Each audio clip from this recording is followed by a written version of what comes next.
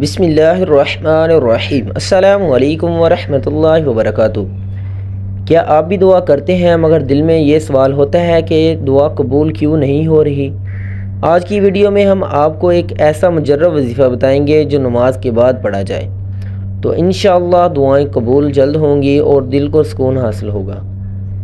یہ عمل قرآن و سنت کی روشنی میں ہے اور اللہ تعالیٰ کی قرب کا ذریعہ ہے۔ ویڈیو کو آخر تک ضرور دیکھیں تاکہ آپ اس روحانی خزانے سے فائدہ اٹھا سکیں۔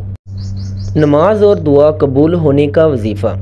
حضرت عبادہ بن صامت رضی اللہ تعالی عنہ سے روایت ہے، رسول کریم صلی اللہ علیہ وآلہ وسلم نے ارشاد فرمایا، جو رات کو اٹھے اور یہ کہے لا الہ الا اللہ وحدہ لا شریک لہ لا شریک لہ لہ الملک ولہ الحمد وہو علی کل شیء قدیر، الحمد للہ وسبحان اللہ ولا الہ الا اللہ واللہ اکبر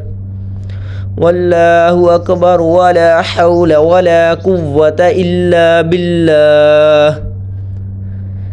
پھر کہے اللہم اغفر لی، یا کوئی اور دعا کرے تو قبول کی جائے گی۔